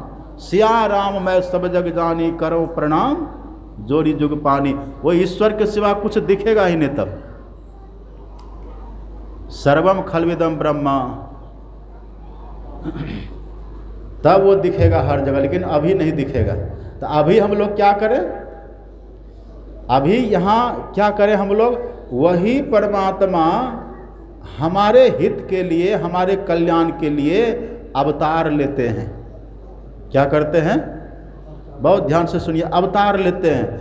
वही कभी राम बनते हैं, वही कभी कृष्ण बनते हैं, वही कभी ये कौन पर्व चल रहा अभी? दुर्गा। वही माँ दुर्गा बनते हैं, वही कभी माँ काली बनते हैं, वही कभी कबीर बन जाते हैं, वही कभी नानक बन जाते हैं, वही कभी सदगुरु महाराज बन जाते हैं। वही तरह तरह के संत महापुरुषों के रूप में अवतार लेते हैं। तो हमको करना क्या है?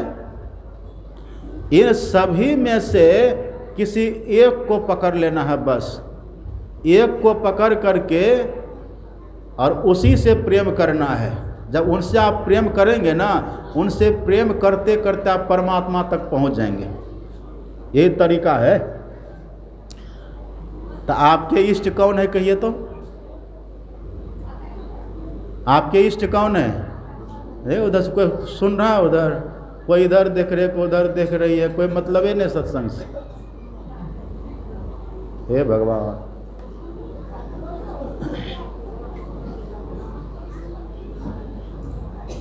आपके इष्ट कौन है? जितने संत मत के सत्संगी हैं, सबके इष्ट है गुरु महाराज, है कि नहीं? इसीलिए आपके ईश्वर गुरु महाराज ही हैं। मीराबाई का इष्ट कौन था? मीराबाई का इष्ट कौन है? कंस। मीराबाई का इष्ट है भगवान कृष्ण। इसलिए देखिए मीराबाई क्या कहती है, मेरे तो गिरधर गोपाल दूसरो न कोई, जाके सिर मोर मुकुट मेरो पति सोई। वही कृष्ण मेरे हैं। इसी तरह से हम लोगों के कौन है इष्ट? हम लोग के इष्ट हैं गुरु महाराज। तो हम लोगों की वृत्ति कैसी होनी चाहिए? मैं ही इन पद दास रहे कर जोरी के, अब गुरु दिशी लागो भाई सकल दिशी तोरी के। जो सब तरफ से अपने मन बुद्धि को हटा करके गुरु महाराज के प्रति बहुत श्रद्धा रखेगा। हम जब विद्यार्थी जीवन में थे ना, जब हम पढ़ते थे तो हम पढ़ने के समय भी सरस्वती पूजा के दिन गुरु महाराज की पूजा करते थे। ये मेरा नियम था। सरस्वती पूजा में हम गुरु महाराज की पूजा करते थे। गणेश चतुर्थी में भी हम गुरु महाराज की पूजा करते थे। जो ध्वजा फिरते कौन होता है वो, रामनवमी, हम उसमें भी गुरु महाराज की पूजा करते थे। अब वो जो एक होता है शिवरात्रि, उसमें भी हम गुरु महाराज की पूजा करते थे। ये गुरु महाराज की कृपा कहिए, हमारा जन्म ऐसे घर में हुआ जहाँ मेरे जन्म के पहले से गुरु महाराज की पूजा होती थी। इसलिए हम शुरू से, चाहे कोई पूजा हो, कोई पर्व हो, कोई व्रत हो, कोई त्यौहार हो, हम सब रूप में गुरु महाराज को ही सब दिन जानते हैं। हाँ, भले हम जितने ही जानते हैं उतने गुरु महाराज को ही जानते हैं, बस इतना ही है। और यही भाव सबका रहना चाहिए। एक को पकड़ लीजिए बस, एक साधे सब सधे, सब साधे सब जाए। और जो कोई सींचे मूल को फूले फले अघाए। आप कभी आम के पेड़ में पानी दिए हैं? आम के पेड़ में पानी कैसे देते हैं? बाल्टी में पानी भर लेते हैं, अब पीठ पर बांध करके पेड़ पर चढ़ जाते, पत्ता पत्ता में देते हैं पानी, तब पेड़ हरा रहता है। ऐसा करते हैं आप? आपको न तो पानी लेकर के पेड़ पर चढ़ना है, न पत्ता पत्ता में देना है। अब बस पेड़ की जड़ में दे दीजिए पानी, सब पत्ता में पानी हो जाएगा, सब पत्ता पेड़ हरा भरा हो जाएगा। होगा कि नहीं? अब बड़ी आप बनाते हैं ना, तब बड़ी में नमक आप कैसे डालते हैं? बेसन में देते हैं नमक की बड़ी बना करके देते हैं नमक? यदि बड़ी बना करके तब अलग अलग नमक दीजिएगा ना, तो किसी बड़ी में एक बार नमक होगा, किसी बड़ी में 2 बार नमक होगा, और किसी बड़ी में नमक होगा ही नहीं। और यदि बेसने में नमक दे दीजिए तब सब बड़ी में बराबर नमक हो जाएगा। अपने यहाँ देवता कितना है? 33 करोड़। 33 करोड़ देवी देवता में 33 का नाम आप जानते हैं? नहीं जानते हैं। आप केवल गुरु महाराज की पूजा कर लीजिए, 33 करोड़ देवी देवता की पूजा हो जाएगी। गुरु पूजे सब देवन पूजे, गुरु सेवा सब सेवा। क्यों? देवी देव समस्त पूर्ण ब्रह्म परम प्रभु, और गुरु में करे निवास कहत है संत सबू। सब गुरु महाराज में निवास करते हैं। इनकी पूजा कर लीजिए, सबकी पूजा हो जाएगी। अच्छा, यदि कोई व्यक्ति ये बोले कि चलो गुरु महाराज की तो पूजा करिए न लिए, थोड़ा सा गहिल में की भी पूजा कर लेते हैं, तब क्या होगा?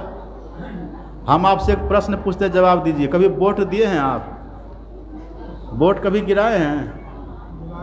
वोट गिराए हैं ना? तो किस छाप पर वोट देते हैं? मान लीजिए कि आप कमल छाप पर वोट दिए। आप वहाँ वोट देने के लिए गए और कमल छाप पर आप वोट दे दिए। अब फिर आपको मन होता कि चलो कमल छाप पर तो हम वोट दिए है ना, थोड़ा सा लालटेन छाप पर भी दे देते हैं, तो वोट होगा? क्या होगा? वो बोकस, वो वोट नहीं हुआ। एक में वोट दे दीजिए, छोड़ दीजिए, वोट हो गया। आप बेसन में नमक दे दिए, सब बड़ी में नमक हो गया। अब आप सोचिए कि चलो बेसन में तो नमक दिए ही थे ना, अब थोड़ा थोड़ा वो सब बड़ी में भी दे देते हैं, तो खाइएगा वो बड़ी को आप? फिर वो नमकीन हो जाएगा, खा ही नहीं पाइएगा। बस बेसन में नमक दे करके छोड़ दीजिए, सब में हो गया। एक को वोट दे करके छोड़ दीजिए, हो गया वोट। ऐसे एक की गुरु महाराज की पूजा कर लीजिए, हो गई पूजा, पूजा हो गई। सुनिए ध्यान से, बस अब खत्म कर रहे हैं। कितना समय हुआ है? जोर से बोलिए। हाँ, और सुनावे की बंद करें? थोड़ा सा और सुना देते, 5 तक सब बैठे रहिए आराम से। अब भंडारा तैयार आपका, चिंता मत करिए। बस यहाँ से आप जाएंगे सीधे भंडारा पर बैठिएगा। सुनिए ध्यान से थोड़ा। अभी चल रहा है क्या, दुर्गा पूजा चल रही है ना, दुर्गा पूजा चल रही है। देखिए प्रातः काल मैंने कहा था ना आपको, प्रातः काल जब मैंने कहा था ये मन ही रावण है, मन ही रावण है और ये आत्मा ही राम है। और इस मन रूपी रावण का जब तक वध नहीं होगा तब तक सीता स्वरूपा शांति हमको नहीं मिलेगी। और शांति है क्या, शांति रूप सर्वेश्वर जानो, वही है सर्वेश्वर। उसी सर्वेश्वर को आप राम कह दीजिए, उसी सर्वेश्वर को आप कृष्ण कह दीजिए, उसी सर्वेश्वर को आप गुरु कह दीजिए। परमात्म गुरु निकट विराजे, जागो जागो मन मेरे, वो परमात्मा रूपी गुरु है। उनको गुरु भी कह देते, राम भी कह देते। लेकिन आपने बात सुनी थी प्रातः काल कि वो रावण मरेगा कैसे, उसमें कई तरह की बातें थी, मैंने आपको सुनाया था, सुन लीजिए थोड़ा सा संक्षेप में, क्योंकि अभी रावण का वध होगा कई जगह, धूम धड़ाका हो रहा होगा। शहरों में तो ज़्यादा होता है, और हरिद्वार में तो बहुत बड़ा रावण का पुतला बनाते। जब हम लोग हरिद्वार में रहते थे तो देखने जाते थे, वहाँ बहुत विशाल पुतला बनाते, उसमें बम बारूद सेट कर देता, जब आग लगती तो पूरा हरिद्वार हिल जाता है, एकदम ब्लास्ट करता है वो। उधर रामलीला होती रहती। तो वो रावण मरेगा कैसे, उसके लिए दो बात कही गई थी, आपको याद होगा। पहली बात ये कि रावण की रक्षा जिस शक्ति से हो रही थी उस शक्ति को समेट लेना है, उस शक्ति को अपने पक्ष में कर लेना है। रावण की रक्षा कौन कर रहा था, रावण की रक्षा भगवती दुर्गा कर रही थी, तो राम ने भगवती दुर्गा की पूजा करके अपने पक्ष में कर लिया है।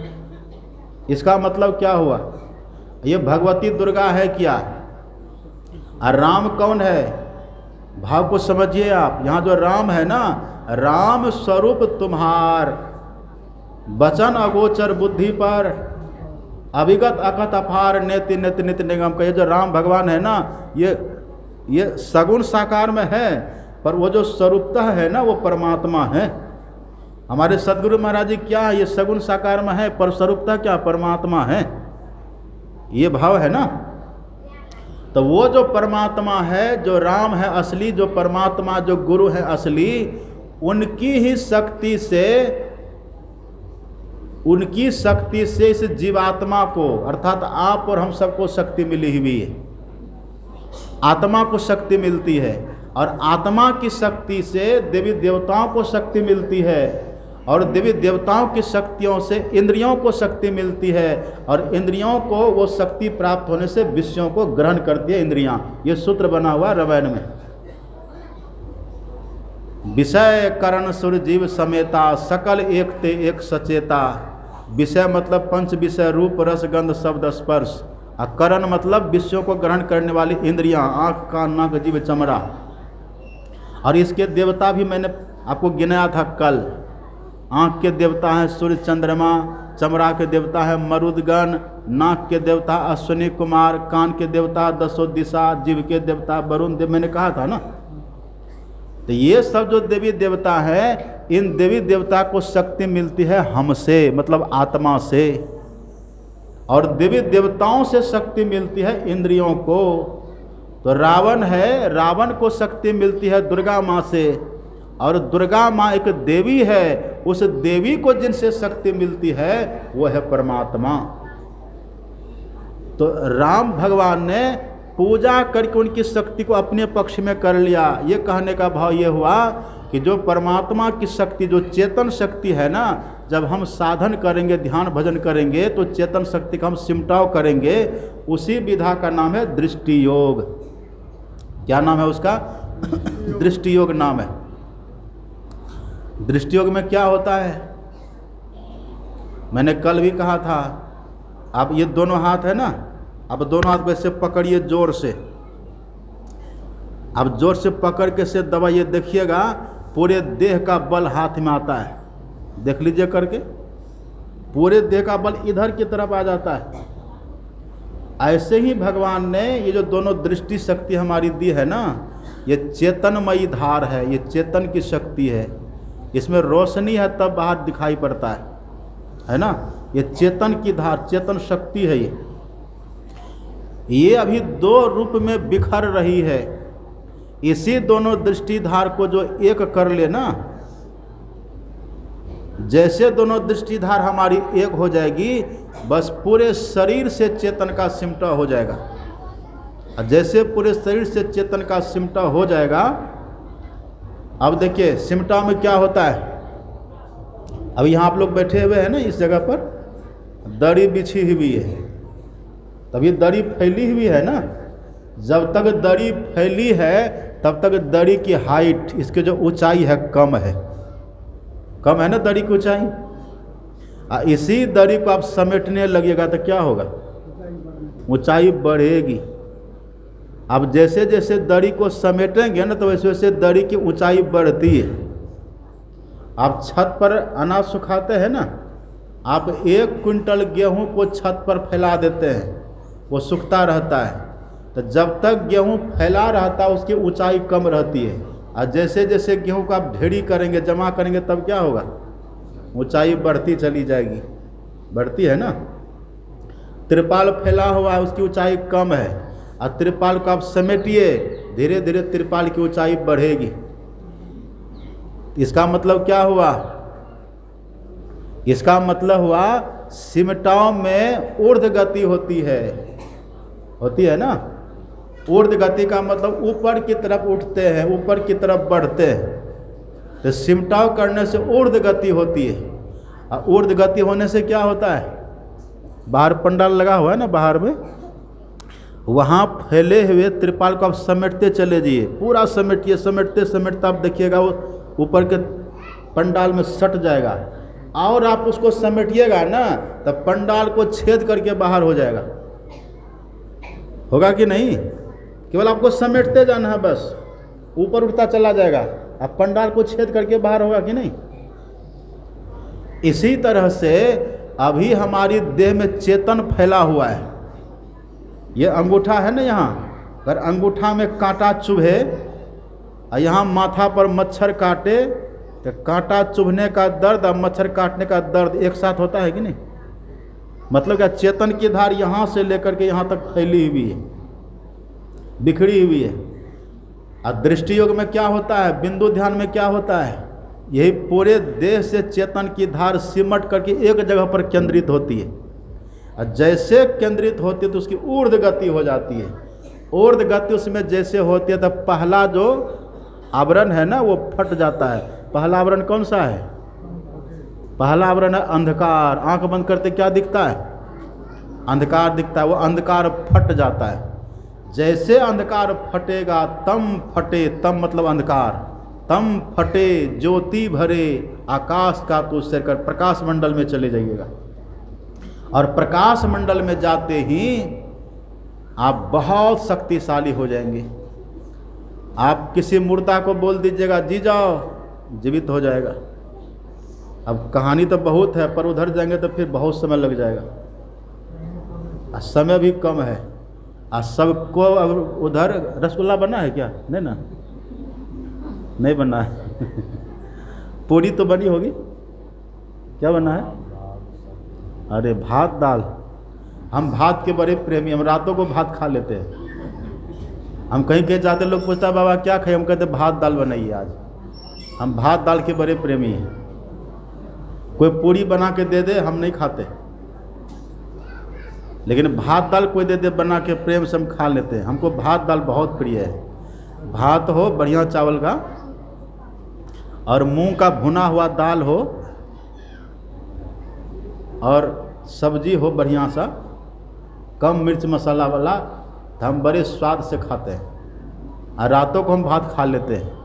और कई बार तो ऐसा होता है कि किसी घर हम 12 बजे रात को पहुँचते तो वहाँ भात मांग करके खा लेते हैं। हम भात के बहुत प्रेमी लोग हैं, लेकिन अब थोड़ा कंट्रोल करते। भात खा कर हम बहुत मोटे हो गए थे, अब भात खाना कम कर दिए हैं, लेकिन थोड़ा मोटापा घट रहा है। तो भात का भंडारा सबसे बढ़िया होता है। तो भात का ध्यान अभी मत करिए, ये भात का चिंतन मत करिए, अब बस ख़त्म कर रहे हैं। वो जो दृष्टि जैसा प्रकाश में जाएंगे ना, आपको पता है उसी प्रकाश में जाते ही वहाँ जैसे जाएंगे ना प्रकाश में, कैसे जाएंगे आप? तो दोनों दृष्टिधार को मिला के न जाएंगे। इसी दृष्टि को वो बाण बोलते हैं, जो बाण मन रूपी रावण को लगने से मरेगा, यही वो दृष्टि बाण है।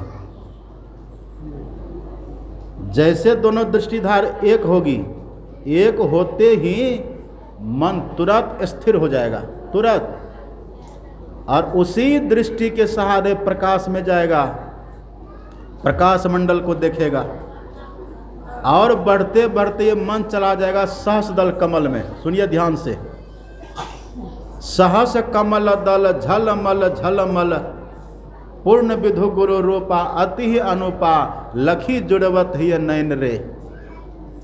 मन बुद्धि सहस कमल दल पार में मन बुद्धि हिराना हो। ये मन जो रावण है ना, उसी सहस दल कमल के परे जाकर के हरा जाएगा। हरा जाएगा का मतलब क्या? वो गया काम से, त्रिकुटी में जाकर के मन बुद्धि चित्त अहंकार की है त्रिकुटी लग दौड़, वहीं तक मन जाता है। मन बुद्धि चित्त अहंकार के है त्रिकुटी लग दौड़, जन दरिया इनके परे ररंकार की ठोर। ररंकार ध्वनि मिल जाती है, वहाँ ररंकार शब्द मिल जाता है, वह अनहद शब्द है।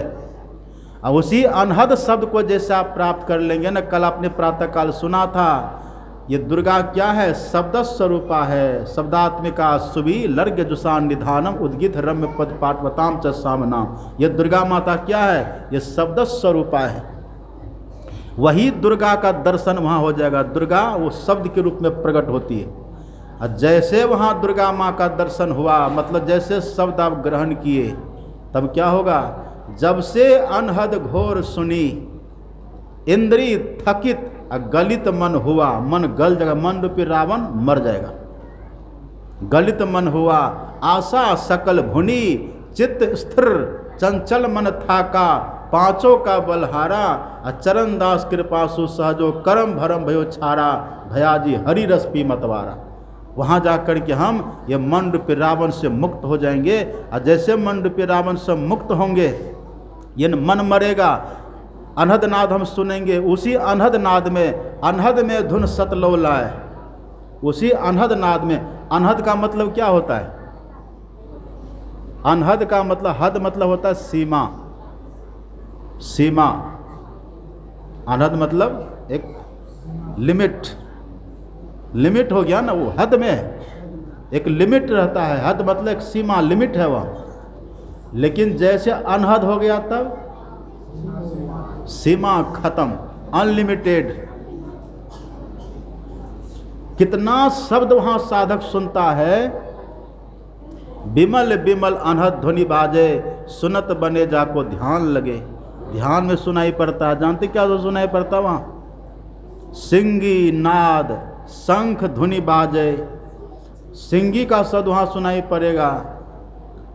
झिंगुर का झनकार पवन गुंजार है, झिंगुर का झनकार वहाँ सुनिएगा। पवन हवा कैसे सन सन करके चलती है ना, वो वहाँ सुनिएगा। आदो जलधि जी मूता भेरी निर्झर संभव मध्य मर्दल शब्दा भव घंटा कहल जस तथा अंत्य तो किंकिनी वंश बिना भ्रमर निस्वन। ये तरह तरह का शब्द वहाँ सुनाई पड़ता है। घंटे की नाद, तुरही की आवाज़, बादल की गर्जना, सिंह की दहाड़। और वो जब भीतर में सुनिएगा ना, वो पता है क्या है वो? ये जो बाहर में गाते हैं ना ढोलक हारमोनियम पर, इसको कहते हैं गीत। ये गीत है, क्या है ये गीत है। अब भीतर जब वो सुनिएगा ना, वो असली संगीत है। ये तो यहाँ कोई व्यक्ति गाते तो उसके गाने में इतना रस मिलता है कि लोग मगन हो जाते हैं। और जहाँ परमात्मा की संगीत हो रही है, अब कल्पना करिए, जब भगवान के तरफ से गाया जा रहा है, उसमें कितना आकर्षण, कितना सुरीला है वो। एक बार सुन लीजिएगा, वही है दुर्गा का स्वरूप। एक बार सुन लीजिएगा ना, ये मन मस्त होकर के मर जाता, खत्म हो जाता है। और उसी अनहद में धुन सतलोल है, उसी में सत शब्द की प्राप्ति हो जाती है, सार शब्द की प्राप्ति हो जाती है। उसी सार शब्द को यदि कोई पकड़ ले तो सीधे परमात्मा के पास चले जाते हैं। सार शब्द जैसे अभी यहाँ हम बोल रहे हैं, प्रवचन कर रहे हैं ना अभी यहाँ, अब कोई व्यक्ति मधेपुरा से चले हमारी खोज में, रास्ते में कोई पूछे कि गुरुनंदन बाबा किधर है, तो लोग उसको कह देंगे कि आप सीधे चले जाइए, रास्ते में आपको माइक की आवाज़ आएगी, वो आवाज़ गुरुनंदन बाबा की ही होगी, लोग कहेंगे ना। आप उसी आवाज़ को सुनते सुनते सुनते सुनते गुरुनंदन बाबा के पास लोग कहेंगे ना।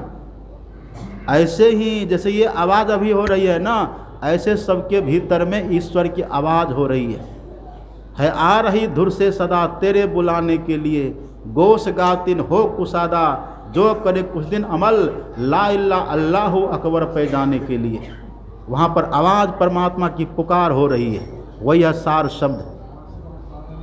उसको यदि कोई पकड़ ले, उसको पकड़ने वाला, जैसे मेरी आवाज़ को सुनकर के लोग मेरे पास यहाँ पर पहुँच जाएंगे, इसी तरह से उस परमात्मा की आवाज़ को सुनकर के, परमात्मा के धुन को सुनकर के लोग धीरे धीरे परमात्मा के पास पहुँच जाते हैं। यही है असली दुर्गा पूजा। मन मर गया, रावण मर गया और सीता प्राप्त हो गई, मतलब शांति प्राप्त हो गई। और शांति कहने का मतलब शांति रूप सर्वेश्वर जानो, शब्दातीत कही संत बखानो, वो शांति स्वरूप परमात्मा है। वो जब मिल जाते हैं, जैसे जब राम को सीता मिली है ना, तब राम को अयोध्या की गद्दी मिली है। ऐसे ही जब हमको हमारे जीवन में शांति मिलेगी और भगवान का दर्शन होगा, तो भगवान की ऐसी गद्दी मिलती है जहाँ से कभी उतरना नहीं पड़ता। जो शाश्वत पद है, जो अखुट पद है, जो अमर पद है, न तद्भासते सूर्यो न शशांको न पावकः यद गत्वा न निवर्तन्ते तद धाम परमम मम। भगवान कहते जहाँ जाकर के कोई लौटता नहीं, वो मेरा परम पद है। ऊंचा महल अगमपुर जहमा संत समागम होई, और जो कोई पहुँचे वही नगरिया आवागमन न होई। वो हमारा अपना घर हो जाएगा, और वो अपना घर जो होगा ना, तब बड़ा आनंद आएगा। तब बहुरीन आना यही संसार, फिर ये जन्म मृत्यु का दुख खत्म। वहाँ पर असली माँ का दर्शन, असली पिता का दर्शन, असली अपना घर मिल जाएगा। अभी तो अपने घर को हम भुला दिए। बिना गुरु की कृपा पाए नहीं जीवन उधारा है, हंसी श्रुति आई यम फांसी, अयन सुधि आपनी नासी। अयन कहते घर को, अभी तो अपने घर को हम भुला दिए, लेकिन तब अपना घर मिल जाएगा। तब सुख सेज सोवो घर अपने, फिर होए न जग में बास। मीरा कहती है अब अपना घर में सोइए, अब ये फिर संसार में नहीं आना है। ये सुख मिल जाएगा, शांति मिल जाएगी। यही ज्ञान है संत मत का ज्ञान। इसी ज्ञान को सब सुनते रहिए, समझते रहिए, और गुरु महाराज के प्रति बहुत श्रद्धा रखिए, बहुत प्रेम रखिए। गुरु महाराज का ध्यान करिए, उनकी पूजा करिए, और अब आपको कुछ भी करने की ज़रूरत नहीं, सबकी पूजा अपने आप हो जाएगी। एक को पकड़ लीजिए बस, और सत्संग ध्यान करते रहिए, देखिए कितना कल्याण होता है। अब कहने सुनने की बात बहुत है, ठीक ठिकिया भी कह रहा ख़त्म करो, हो गया, अब बस ख़त्म कर देते हैं। हमारे पूज्य मनोज बाबा, एक बात हम बताएं आपको, जितना बढ़िया साधु और हृदय से साधु, दिल दिमाग से साधु, मन मस्तिष्क से साधु हमारे मनोज बाबा हैं, वैसा साधु हम भी नहीं हैं। ये दिल से साधु है, ये कर्म से साधु है, ये बहुत महान है, बहुत श्रेष्ठ है। यहाँ रह करके इतना बढ़िया व्यवस्था कर देना, अब खुद सत्संग ध्यान करना। हम तो भाग करके कहाँ कहाँ चले गए ना। ये देखिए अपने गांव में ही एकदम अड्डा गाड़ करके यहीं पर रह करके सत्संग ध्यान खुद करते हैं और दूसरों से भी कराते हैं। तो हमसे कई गुना श्रेष्ठ पूज्य बाबा हैं, इनके प्रति हमको बहुत श्रद्धा है, इनके प्रति हमको बहुत प्रेम है। इनको हमसे प्रेम रहे कि नहीं रहे, लेकिन हमको इनसे बहुत प्रेम है, इनको भी हमसे प्रेम है। और यदि ये प्रेम नहीं भी रखेंगे तो कोई बात नहीं, हमारा प्रेम टूटने वाला नहीं है, क्योंकि हम साधु प्रेम, हम साधु से प्रेम करते हैं। और इन्होंने एक कितनी अच्छी व्यवस्था करके, देखिए कितने श्रोता बैठ करके सुन रहे हैं। और इनके परिश्रम से और आप लोगों के सहयोग से सत्संग हुआ। गुरु महाराज तो इनके साथ है ही हैं, ये साधक है, तपस्वी हैं, महापुरुष हैं। और आप सब भी यहाँ आकर के सुने सत्संग, सबके सब पुण्य भागी, सबके सब बड़भागी। आप लोग भी भाग्यशाली हैं, सबके लिए शुभकामना है। इसी तरह से सब सत्संग ध्यान करते रहे, सबका भला होगा। अब अंतिम एक बात हम कह देते हैं, ये 2 दिन तक हम आपको सत्संग सुनाए, बहुत तरह की बात हम बोले। यदि मेरी किसी बात से आप लोगों को कष्ट हुआ हो तो उसके लिए हम आपसे हाथ जोड़ करके माफ़ी मांग लेते हैं, हमको माफ़ कर दीजिएगा। और जो मेरी बातें आपको अच्छी लगी हो उसको आप स्वीकार कर लीजिएगा, वो मेरे सद्गुरु महाराज जी का है, उसको स्वीकार करिए, सबका कल्याण, सबका भला होगा। इतने कह करके मैं अपनी वाणी को विराम देता हूँ। आप सब भजन सुनिए, फिर आरती होगी, फिर भंडारा खा करके तब जाइएगा। और इधर एक और कोई गांव है, गांव का नाम भी हम नहीं जानते हैं, वहाँ पर 30-31 अक्टूबर को, यही जो महीना ये है ना, अभी अक्टूबर ही चल रहा है ना, ये 30-31 को हम वहाँ भी आएंगे। उधर मछहा तरफ कोई गांव है एक, अब कौन गांव है पता नहीं, तो वो लोग वहाँ व्यवस्था कर रहे हैं, पता आप लोगों को शायद चले। तो 30-31 को हम वहाँ भी आएंगे, अगर आना हो तो वहाँ भी आइएगा। श्री सद्गुरु महाराज की